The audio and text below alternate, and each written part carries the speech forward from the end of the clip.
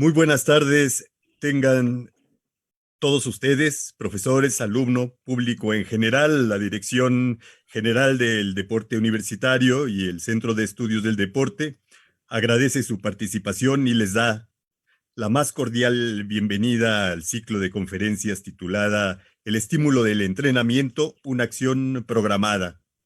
Tiene por objeto conocer las respuestas y adaptaciones fisiológicas y metabólicas al aplicar un estímulo de intensidad. El día de hoy tendremos la cuarta y última conferencia que tiene por título Ayudas ergogénicas. Será impartida de nuevo por el doctor Coriolán Trayan Lalú, con una gran trayectoria relacionada con estos temas. Eh, para hacer breve la presentación, solo les diré que él ha tenido muchos cursos desde hace alrededor de unos 30 años en el Centro de Estudios del Deporte y asimismo diplomados. Nada más, antes de que comience la conferencia, sí quiero recordarles que 15 minutos antes de terminar, eh, las personas que se hayan registrado deben registrar para tomar su asistencia y tienen que contestar un cuestionario. Ya lo han hecho en las ocasiones anteriores, pero es muy importante que lo registren. La liga la van a poner en comentarios unos 15 minutos antes de terminar. Bueno, doctor, pues adelante con la conferencia. Muchas gracias, Edmundo. No, de nada, doctor. Pues muy buenas tardes a todos. El tiempo siempre me presiona, pero voy a hacer lo más breve que puedo en esta hora para que podamos aclarar algunos términos, algunas cosas relacionadas con las ayudas ergogénicas y el rendimiento deportivo.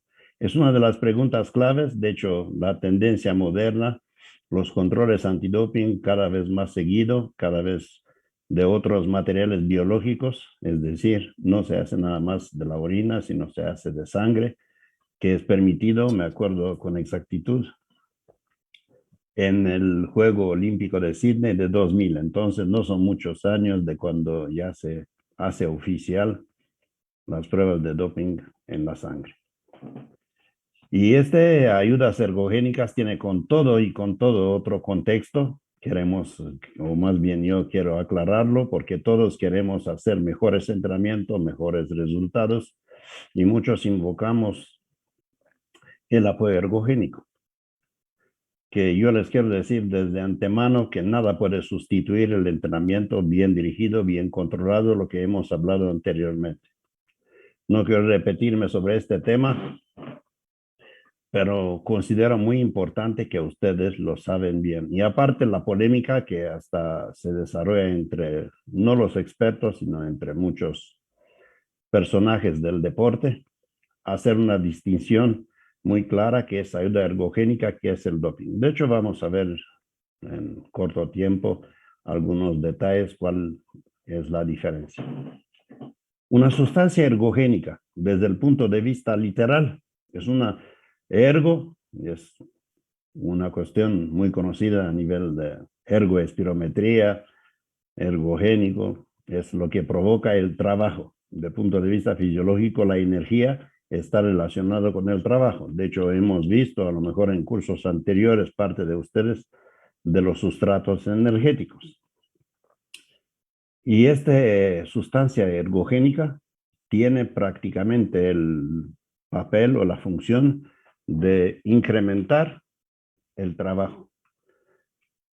Una ayuda ergogénica puede ser cualquier tipo de sustancia, incluyendo los alimentos, los nutrientes, o bien una ayuda externa que se ingiere o que se aplica de manera inyectable con la finalidad de mejorar el rendimiento deportivo. Hasta ahora no hay distinciones entre el apoyo ergogénico y el doping. Para otros, como les he dicho, que las opiniones son distintas.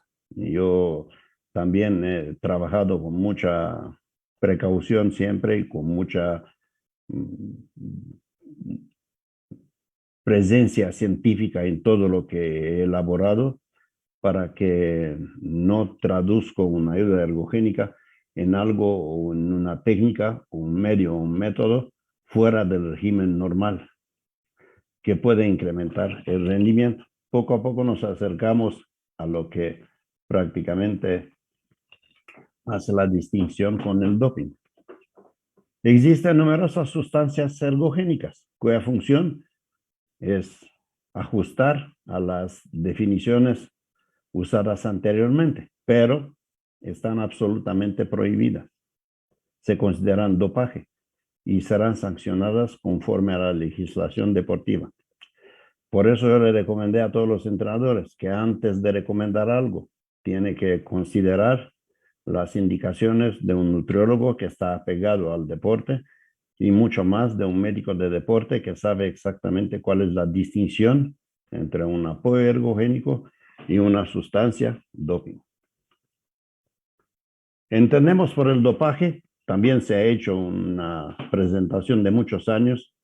El dopaje no es de ahora, es del tiempo de los griegos antiguos, es de mucho tiempo y se ha practicado prácticamente empezando con los animales, con los caballos, de ahí prácticamente vino los primeros controles, que tenga la finalidad de aumentar o disminuir artificialmente y de una manera desleal el funcionamiento del rendimiento deportivo, tanto durante el entrenamiento como durante de la competición. No entramos en detalle, es un tema muy interesante de las sustancias prohibidas en transcurso del entrenamiento o sustancias prohibidas dentro de la competición. Desde muy antiguo, de milenios, como les he dicho, los seres humanos han utilizado numerosas sustancias que proviene prácticamente toda la farmacología, proviene de la arbolaria, proviene de las plantas. Ahora, pues fundamentalmente las plantas han sido sustituidas por productos químicos, se han diversificado, así como se diversifica el mismo COVID, se muta genéticamente. Las variantes, está una lucha muy intrínseca entre la farmacología y los de agencia antidopaje, pero la finalidad es proteger la vida del ser humano, porque fundamentalmente este es el tema principal de consumo de algunas sustancias que están prohibidas. Así como les he dicho, se utilizaba todo tipo de setas para mejorar el rendimiento atlético, hasta de los gladiadores romanos que utilizaban estimulantes para que pueda luchar a pesar de la fatiga y el dolor. Pero cuando este umbral del dolor, así como hemos hablado del umbral de la ley de Schultz-Arnold, existe un umbral que no lo puedo rebasar, tampoco lo puedo hacer llegar. Y empezaron las muertes. Ahí viene también un caso desde 1886, no queremos hacer una apología, hasta entrar prácticamente en lo que nos causa mucho interés, porque el apoyo ergogénico es un tema interesante, un tema que viene a complementar el entrenamiento deportivo. Tenemos que hacer un test de sudoración para ver qué es lo que pierde por este sudor. Tenemos que saber el gasto energético total. Hablamos a lo mejor anteriormente de la depresión glucogenética y de la pérdida de glucosa, de la hipoglucemia, de algunos temas, pero no hacer la confusión, y este es un tema que lo interrelacioné con el apoyo ergogénico. Vienen muchos libros de especialidad, esta mezcla, con más razón para no crear confusión y para no creer que una sustancia ergogénica es algo prohibido, siempre y cuando no está en una lista que lo elabora la WADA sobre la prohibición de algunas sustancias. La palabra dopaje en inglés No aparece en el diccionario hasta 1889 porque prácticamente no se conocía y se han utilizado en las carreras de caballos. El primer control antidopaje llevado a los caballos data de 1910, así como datos de cultura general. También fue un efecto de guerra, porque cuando acabó la Segunda Guerra Mundial, las anfetaminas invadieron el mercado farmacológico. También los controles antidopajes en deporte prácticamente empezaron de por 1960. Los más famosos controles y los procesos hasta legales, penales, la legislación francesa, española, alemana, hasta castiga con el cárcel. Aquí todavía no tenemos esta legislada muy bien. Y se sabe que el Tour de Francia prácticamente es la corona del ciclismo mundial. Y aquí han sido bastante casos, hasta implicados médicos, entrenadores, personal administrativo de algunos equipos, y terminó con cárcel. ¿Qué consideraciones generales tenemos que tener sobre un procedimiento ergogénico? Primera, ¿es seguro? ¿Es efectiva? ¿Es legal? Tenemos que ponernos antes de recomendar o afirmar o sugerir algún tipo de sustancia, tenemos que tener los argumentos necesarios para que podamos responder a estas tres preguntas que son fundamentales. Los efectos negativos, el efecto ergolítico, también, así como cualquier medicamento, tiene unos efectos secundarios que pueden producir efectos negativos sobre el ser humano o puede perseguir efectos favorables, que tenemos que conocer la farmacocinética y la farmacodinamia.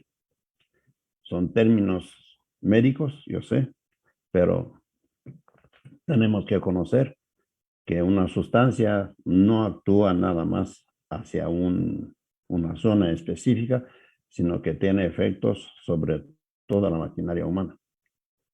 Dar una cantidad, este es un ejemplo que siempre lo he dado, de hecho la Federación Internacional de Triatlón hasta han escrito muchos libros sobre la hiponatremia, la disminución del ion de sodio, la hiponatremia, por el uso excesivo de bebidas isosmolares, es decir, las bebidas isotónicas, en transcurso de los deportes que son de más de 2 horas de actuación. La efectividad, así como hemos dicho, tiene que ser segura, tiene que ser efectiva y tiene que ser legal. Ahí tenemos que ver 4 factores fundamentales que debe de evaluar. El método de acción, la investigación sobre este producto, posibles efectos adversos y la legalidad. Tenemos que ver, no es una lección de doping, es una lección de sustancias ergogénicas, algo interrelacionado para que no hacemos muchos errores. Es un tema muy largo, no lo vamos a poder debatir hoy en una hora, pero quise hacer hincapié en este inicio de presentación. Las clasificaciones de las ayudas ergogénicas. Hay algunas nutricionales, que son los suplementos alimenticios. Se vende hasta en Pericuapa, en donde quieran ustedes, se venden suplementos alimenticios, nutricionales. Pero que tenga mucho cuidado de dónde lo compra, cómo lo compra. Yo sé que es muy distinto el GNC, aunque está también controversial para muchos, pero hay que utilizar algunas marcas que están seguras, tanto de calidad como de legalidad. Las ayudas ergogénicas fisiológicas, los dopajes sanguíneos, las transfusiones. prácticamente son prohibidos, porque el dopaje de sangre es muy claro, basado en la lista de doping. Los farmacológicos, también los estimulantes. Anteriormente era la cafeína y la anfetamina, ahora la cafeína desapareció prácticamente de la lista de antidoping, pero la anfetamina, claro que quedó en la lista antidoping. Los narcóticos o los esteroides anabolizantes. Todos sabemos de testosterona y todos sus derivados. Tenemos que saber que no podemos utilizar absolutamente ninguno de estos productos. Tampoco el beta bloqueador, el propranolol, el salbutamol, los diuréticos, las hormonas pépticas, la gonadotropina, la corticotropina. Es prácticamente una lista antidoping muy pequeña, muy breve, pero para saber una lista de productos antidoping, psicológicos y mecánicos. Hablamos de algunos productos, así brevemente sobre algunos productos que están implicados en la ayuda ergogénica. El ácido ferúlico, conocido como el FRAC, tiene una origen muy antigua, de los años 70, más de 50 años, cuando los científicos de una compañía experimentaron con factores de crecimiento en nutrición animal.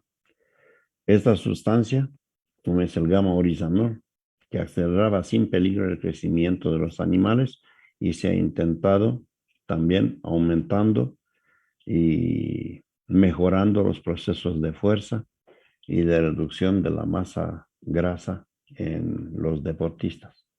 Muchos de los beneficios de la fuerza y resistencia que se observan tras el consumo de aceite de germen de trigo también se ha utilizado. Yo, como les he comentado, muchos de los productos arbolarios han sido y continúan todavía ser la base de la farmacología que nos rodea cada vez en el ámbito de deporte. Ácido lipoico es una coenzima, así como es coenzima Q, que interviene en el proceso de descarboxilación oxidativa, es decir, del ácido pirúvico y el lactato, que juega un papel importante en los procesos de formación de energía. Su estructura se asemeja al grupo B de vitaminas. Sabemos que la vitamina B1 es una vitamina fundamental en deporte, así llamada tiamina. Es la vitamina de deporte, la vitamina B6 también, lo que se inyectan muchos aquí en el ámbito deportivo, el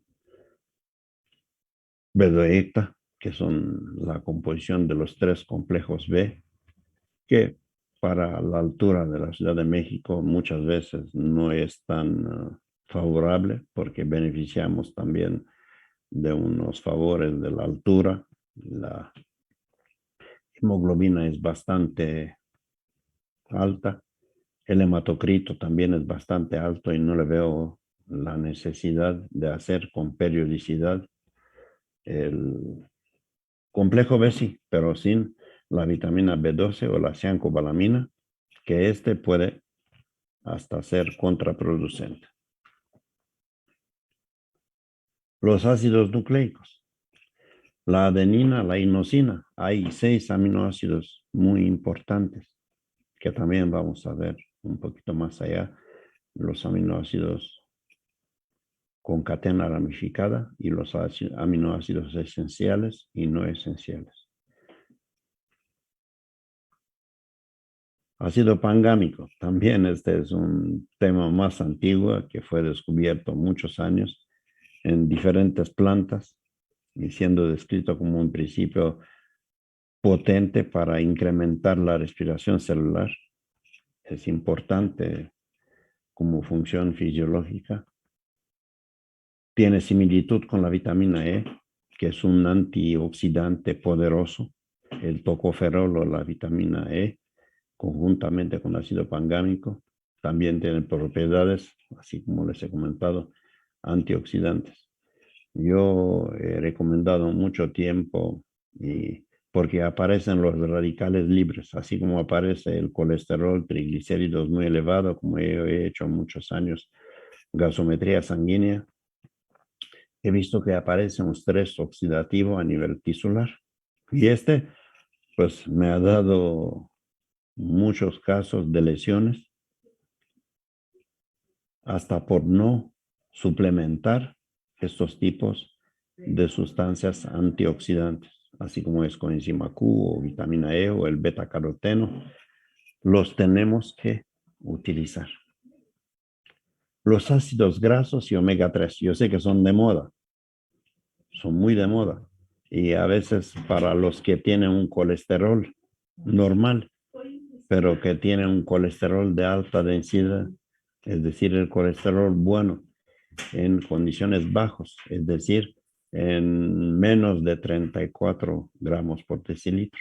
Aunque el colesterol total está a 170, muy bien, pero con un colesterol de alta densidad bastante bajo, tengo un riesgo a nivel cardiovascular. Y lo puedo suplementar, lo puedo ayudar con omega 3, 6 y 9. No nada más porque los deportistas a veces tienen, por el trabajo que lo ejercita, hay algunas anomalías sobre el colesterol de alta densidad.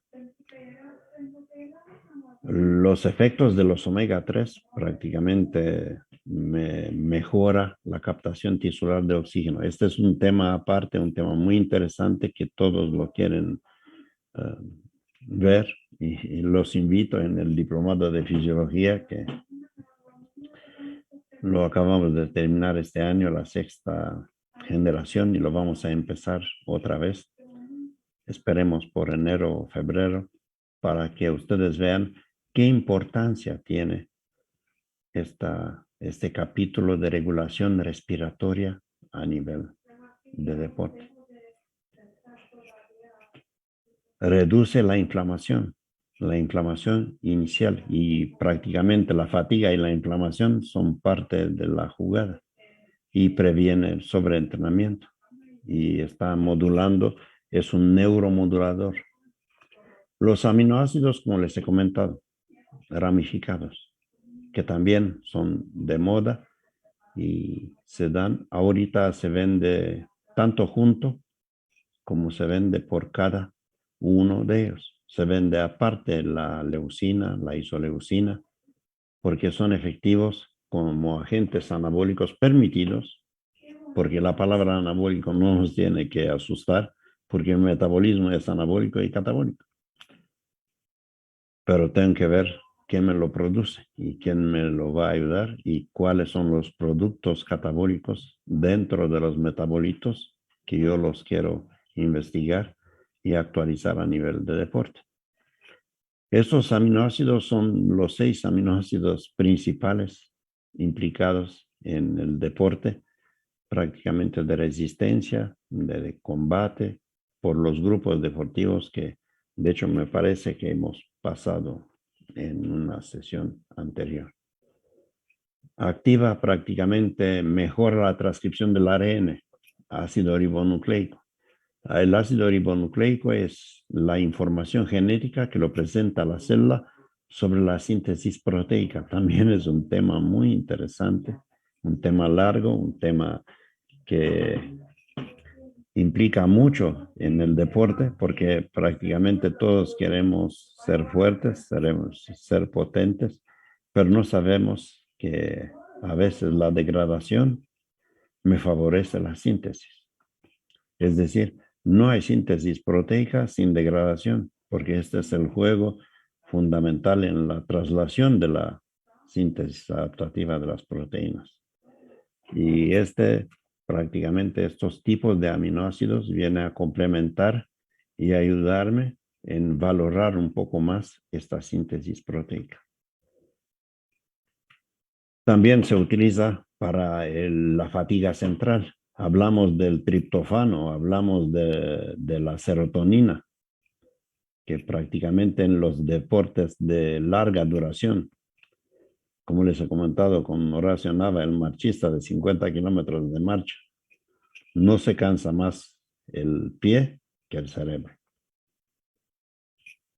porque tenemos que tener en cuenta la fatiga central, no solamente la fatiga periférica.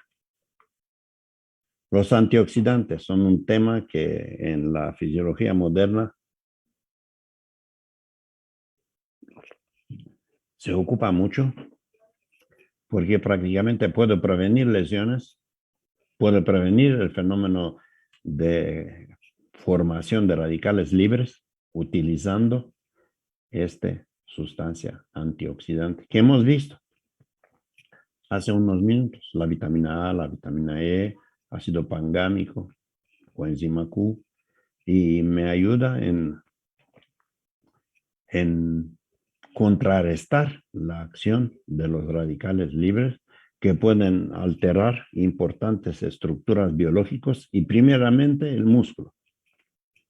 Yo tengo muchos ejemplos y muchos casos que no han querido entender debido a los controles y en especial la gasometría sanguínea, que es un poco más complicado de ver un parámetro, el lactato o la glucosa o la urea, sino hay que ver todo el contexto de una respuesta metabólica, en el cual, sin lugar a duda, si tienes una captación de oxígeno, así como es ahora de moda el COVID, si tengo una captación, es decir, una presión parcial de oxígeno baja, no llega el oxígeno en el pulmón. Pero hay el revés de la medalla. En deporte no me preocupa la presión parcial de oxígeno más que en exceso, cuando aparecen los radicales libres. Es decir, cuando aparece un PO2 de 130 milímetros de mercurio, seguro hay un estrés oxidativo y puede afectar cualquier estructura biológica. Y lo que me preocupa fundamentalmente es el músculo. Y temprano o tarde viene una lesión. Las bebidas energéticas. Las bebidas energéticas también son parte agua. La hidratación es parte importante del juego. Es parte importante de todo lo que se llama deporte.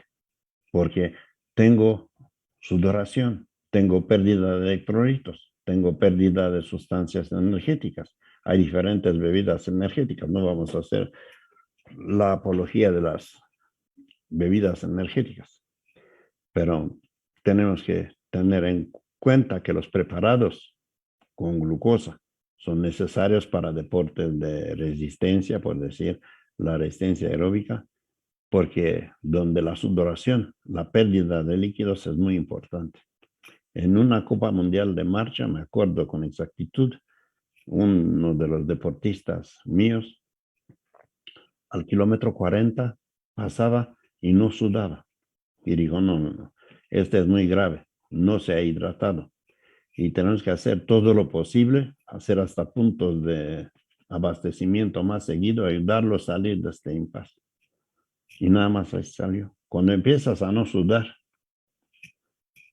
ya viene la muerte en los deportes de resistencia de larga duración.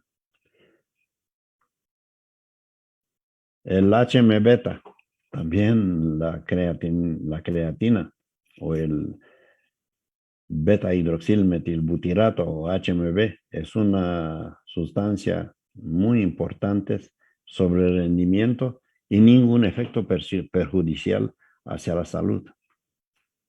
La suplementación pretende en su aplicación conocimiento de su poder anticatabólico.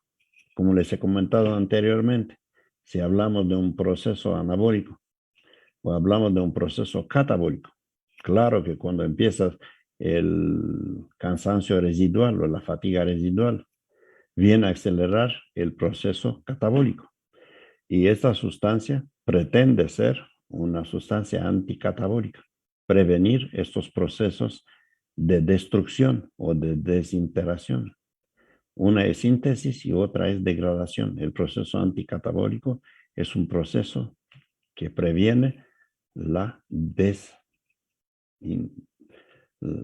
el proceso de formación de radicales libres y un efecto anticatabólico que puede poner en peligro, en riesgo, la salud y el rendimiento de un deportista. Otro importante efecto es el proceso de recuperación. Es un proceso que previene a lo mejor una fatiga, aunque sea fisiológica, pero una fatiga prolongada se utiliza más en los deportes de larga duración.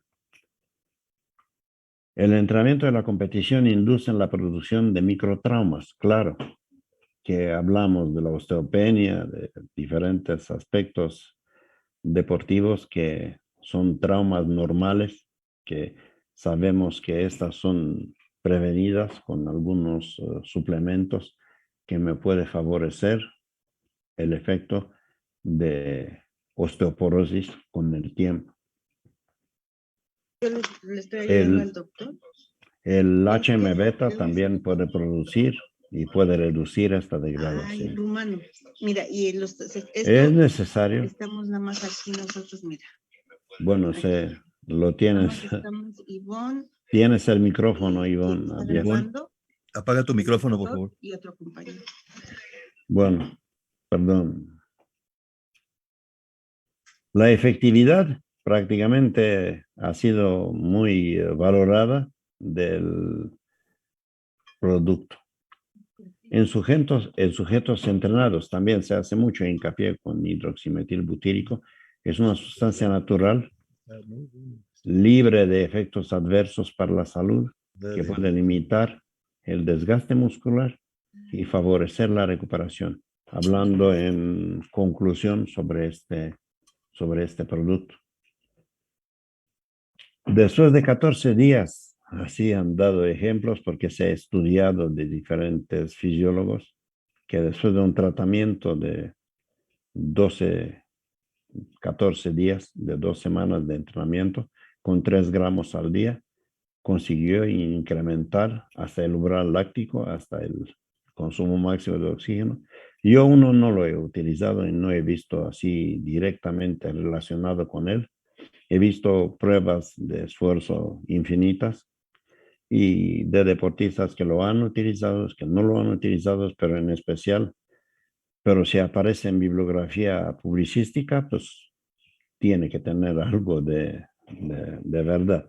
Pero para mejorar el umbral láctico y para mejorar el consumo máximo de oxígeno, no se crean que el HM beta me lo va a hacer. Me lo va a ayudar, me va a complementar, pero no va a sustituir absolutamente nada. Este es el eslogan con cual inicié. Son buenas, produce el trabajo o mejora o incrementa el trabajo, pero no puede sustituir la parte de fisiología, la parte de bioquímica, la parte de metodología del proceso de entrenamiento. Dice hasta que tiene efectos sobre los incrementos de CK. Yo sé que es muy utilizado y no lo he hecho muchos estudios con el CK porque me interesa mucho ahora, por ejemplo, que tenemos en canotaje los Juegos Panamericanos a la puerta en noviembre. Empezamos a hacer mucha intensidad y cuando hago mucha intensidad, la resíntesis de la ATP de la fosfocreatina es catabolizada de CK. Si yo tengo una actividad enzimática muy elevada, también se puede provocar un daño muscular. Y este también viene estipulado aquí, entonces, pero no lo he relacionado en lo personal, pero se dice la bibliografía y lo creo porque las afirmaciones a lo mejor tienen un fundamento científico y un fundamento de investigación, que la utilización, la suplementación con hidroximetilbutírico puede disminuir este parámetro o esta enzima muscular y menor daño muscular, que es muy importante. Otro tema también muy válida y muy largamente platicada es el tema de bicarbonato.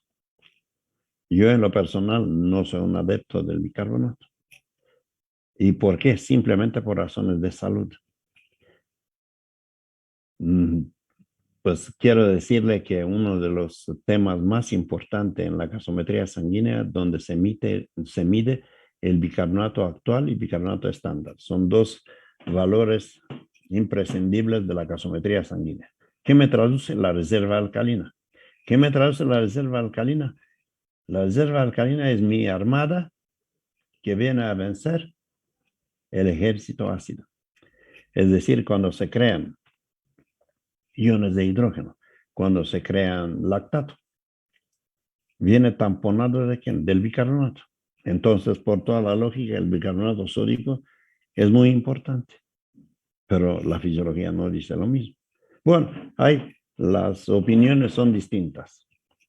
Yo he estudiado mucho este tema, de hecho, mi libro también está basado en parte de este tema, que el bicarbonato sódico, primero, que para llegar a nivel celular no tiene entrada. El bicarbonato exogénico no tiene penetración hacia la célula, más que alguna muy poca parte. Entonces, no me va a mejorar la reserva alcalina. Pero bueno, no digo que no es válido porque muchos lo han hecho. Aparte, de punto de vista de salud, el bicarbonato a nivel de farmacopea mundial, las sustancias alcalinas ya no se utilizan. ¿Por qué? Porque con el tiempo me va a dar una hiperacidez. Entonces me tampona la acidez o el reflujo, pero con el tiempo me va a provocar más daño. Ahí lo traduce que, así como les he dicho anteriormente, un ejercicio de alta intensidad produce cantidades elevadas de lactato o un incremento de actividad de iones de hidrógeno, es decir, provoca un decremento, un declive en el pH, lo que provoca una gran acidez. Y se quiere pensar que ingestar el bicarbonato se retrasaba la bajada del pH y el aumento, y aumentaba el rendimiento. Yo les he comentado, no soy para esta práctica. Me atrevo a decirlo porque lo he utilizado muchos años. También han venido otras sustancias que han venido también disminuir el maleato de citrulina, que también fue de mucha moda y no muchos años anteriores, sino como 10 máximo. Que decía también que tampona la acidez y no crea tanto ácido láctico. Pues, ¿por qué estoy frenando la fisiología? Yo tengo que entrenar mi cuerpo para que pueda tolerar esta acidez. La dosis más frecuente, yo les digo también qué es lo que publican muchos para que ustedes, como consideran, lo pueden aplicar o no. Por vía oral se puede aplicar 3 gramos por cada kilogramo de peso. 0.3 gramos, es decir, 1 gramo para 3 kilos de peso. Por vía oral aproximadamente a 1 o 2 horas antes de ejercicio. El efecto fisiológico más importante, sobre el cual existe absoluta unanimidad, consiste en la alcalinización del pH y en una mayor eliminación del lactato. Yo los creo, pero les comenté que no es un aspecto tan fisiológico. Muchos lo siguen promoviendo y siguen promoviendo que no me baja mucho el pH. Pero yo los campeones mundiales, que los he visto, y he visto muchos, llega a un pH de 6.85. Llegan a un lactato de 32 y ganan el título mundial. Entonces, ¿para qué freno? ¿Para qué freno artificialmente? Es mi opinión. Y yo lo sustento con lo que he hecho muchos años. Yo a mis deportistas nunca les he dado una sustancia alcalina para tamponar. Lo dicen muchos científicos, no lo conozco más ni a Tran, pero hay publicaciones que a lo mejor yo en mi país también, en los años que yo inicié, mi director era un adepto de la solución PAM, PAHM. Era una traducción, pues, allá a nivel de farmacopea humana del deporte, que también lo ha intentado muchos años y lo ha fundamentado también, que ha visto con pruebas placebo y la prueba de quien utilizó bicarbonatos y han visto menores lactatemias o no tan ácidos pH y se ha considerado que es lo mejor. Yo no comparto esta idea.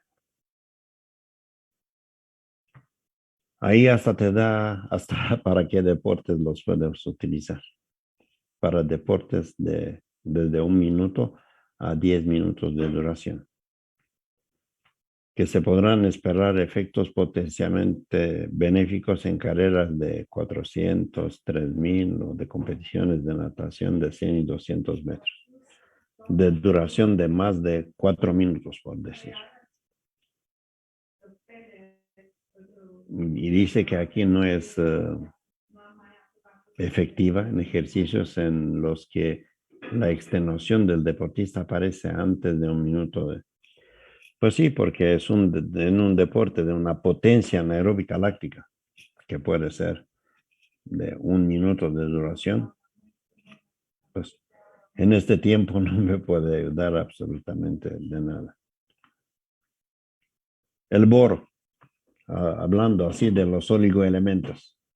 Sabemos que cualquier sustancia energogenética tiene electrolitos y oligoelementos, es decir, elementos muy pequeños, pero reguladores del metabolismo, del calcio, del magnesio, de muchas cosas que son muy importantes. Los oligoelementos son partes fundamentales de las vitaminas, así como es el boro, el cromo.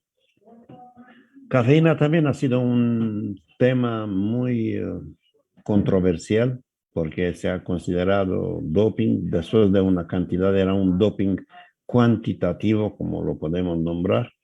Ahora ya ni es, porque prácticamente es imposible de tomar tantas tazas de café o tomar tanta cafeína y no es considerado una sustancia doping.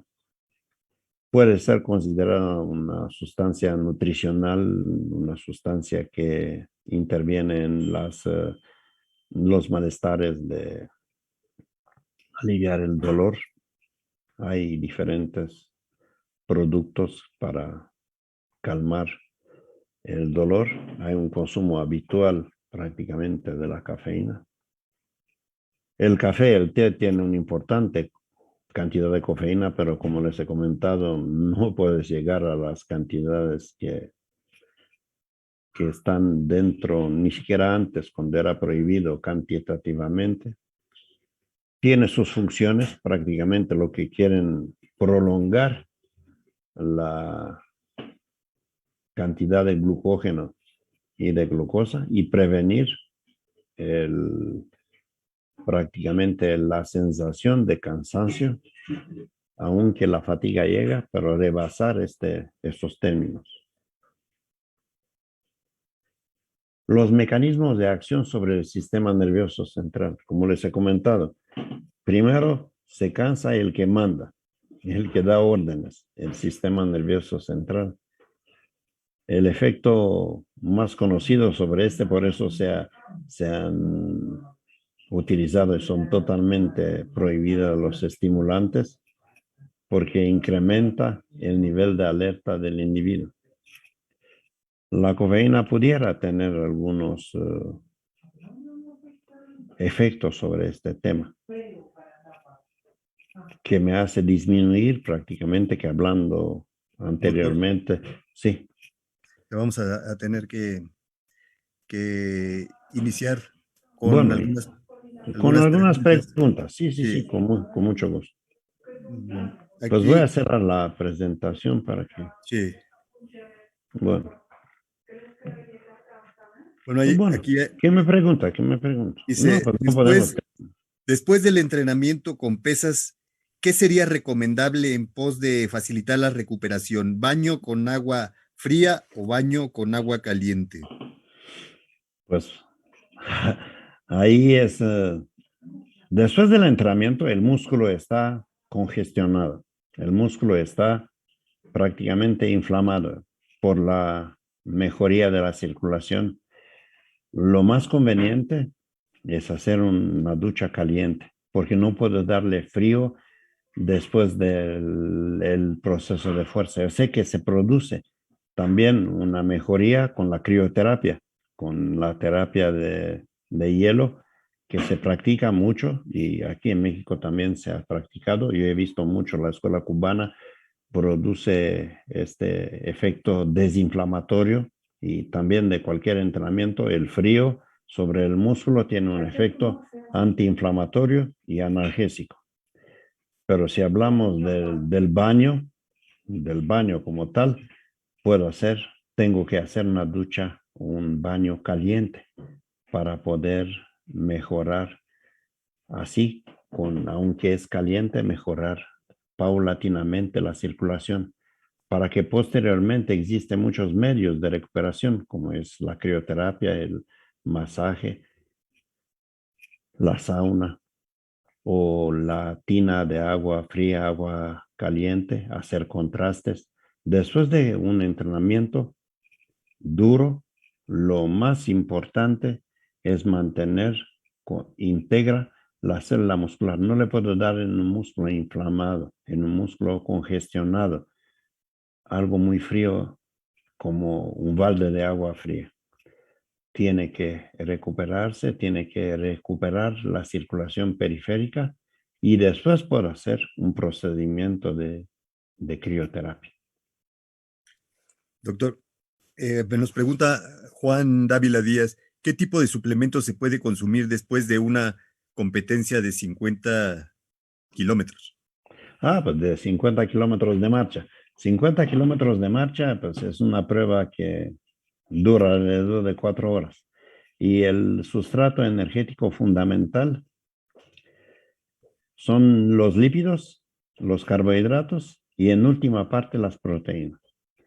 Normalmente lo más duro es el consumo de los carbohidratos, la depresión glucogénica. Entonces, para abrir esta ventana, yo tengo que ofrecerle una cantidad bastante apreciable, así como antes se utiliza también pasta, se utiliza el uso de los carbohidratos. Después de una competencia de larga duración, hay que abrir la ventana metabólica hacia los carbohidratos y hacia las bebidas de fácil asimilación, porque el estómago también ha trabajado. En una carrera de 4 horas también es un desgaste de la parte gástrica, de la parte hepática, de la parte renal, porque todos los órganos están implicados. Entonces, primera cuestión es abrir la ventana metabólica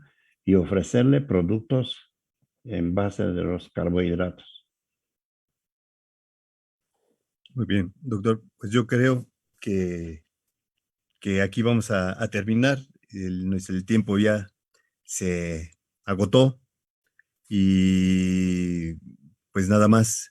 Esta conferencia, como ustedes saben, es la última de la serie.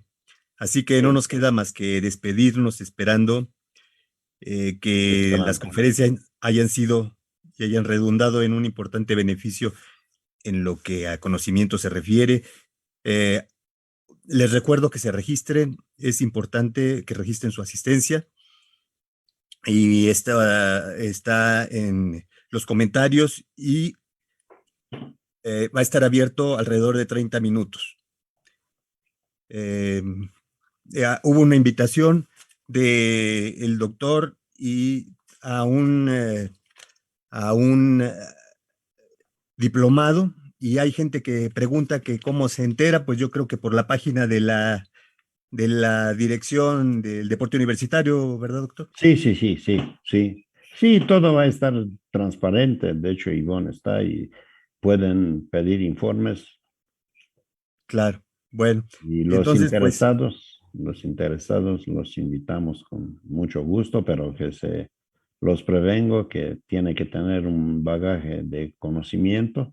Vamos a hacer unas encuestas previas a que lo iniciamos, unas entrevistas y bueno, no es ningún terror, pero tiene que venir con un nivel preparacional bastante bueno para poder pues entender con mucho más razón todos los temas que son un poco más complejos y un poco más científicos, por decir. Para estructurar un entrenamiento y cuando preguntamos a alguien, ¿por qué haces 3 de 1000 y no 10? Para saber responder. doctor, Pues pues ahora muchas sí creo gracias. que el tiempo se terminó y sin más, eh, les deseo que tengan muy buenas tardes todos ustedes y la mejor de esta experiencia y hasta la próxima ocasión. Doctor, cualquier cosa que usted quiera para Pues despedirse. nada más a desearle igual que le has dicho tú, pues mucho éxito en su actividad laboral y no hay más. Y yo también estoy todo el tiempo interesado en superar mis conocimientos, en argumentar mis afirmaciones y les deseo todo lo mejor y les deseo que se inocule este deseo y esta preocupación hacia su mejoramiento académico. Pues hasta pronto.